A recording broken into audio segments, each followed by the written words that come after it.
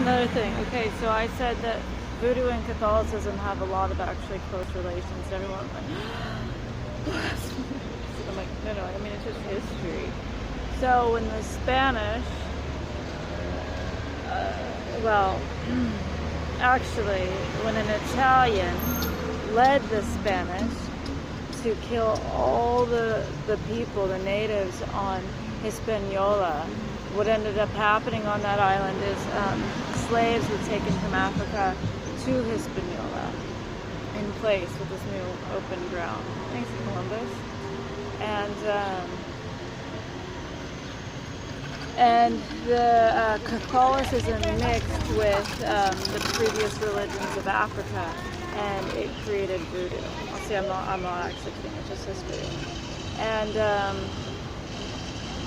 that's why. So in these various African practices, there's a lot of praying to gods, and in Catholicism, there's a lot of praying to saints. But it's the same thing. So when these things combined, it created Voodoo. And there's a lot of similarities between Voodoo and you're like you necessarily, I know your mind freaks, so you're like, Voodoo, that's bad. And you get scared of it.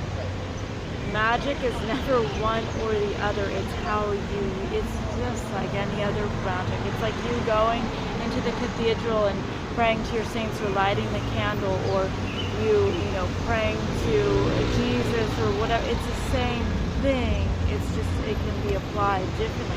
Some people pray to the devil, right? That's a problem.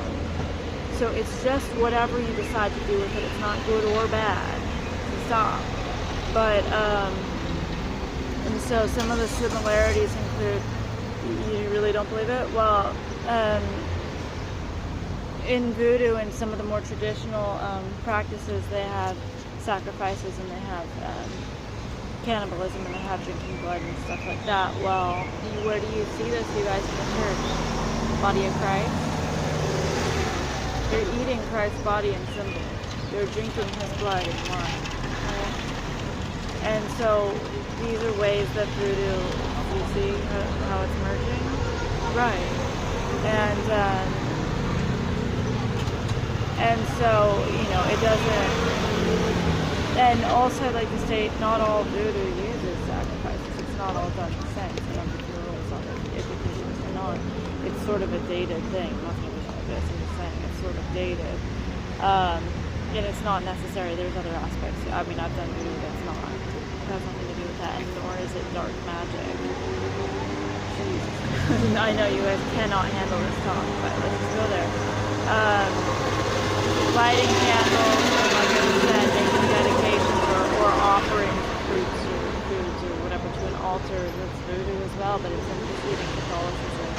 This is why, as you're like, well, what kind of witch are you? I'm like, I don't have a label. I'm not Wiccan. I'm not Voodoo, but it's a mix of Catholicism, shamanism. It's a mix. And that's why I just gave you the title Chaos Magic, if you cannot handle it by title itself. But all that means is that I'm taking aspects of many things, including pantheism, including Catholicism, including,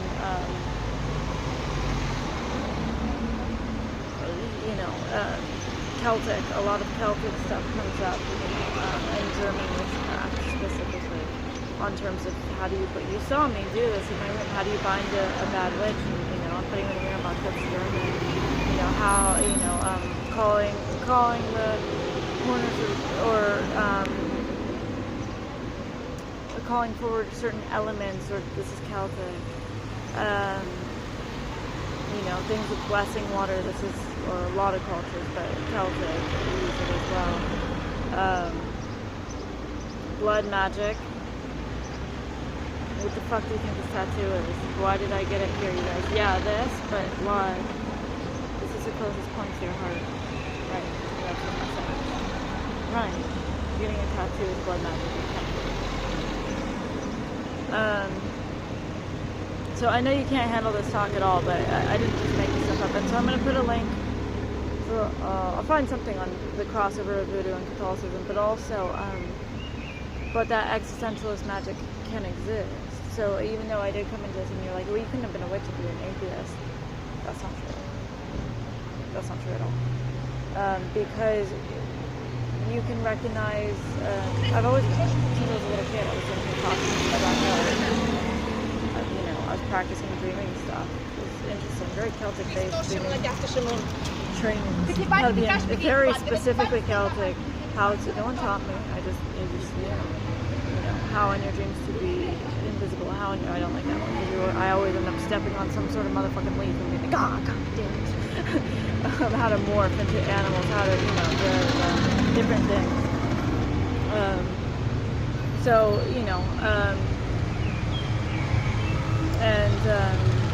And you make fun of this and go, it's crazy. I'm like, it's ancient. You just don't understand it because there's certain religions took over and banished certain things. You can call it crazy. I'm saying I didn't make it up. This is all stuff that predates me to some extent.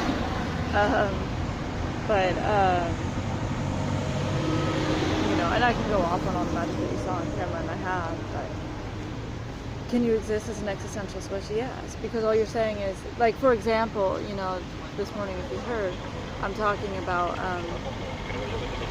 why do people use a wand? Why do they use a wand?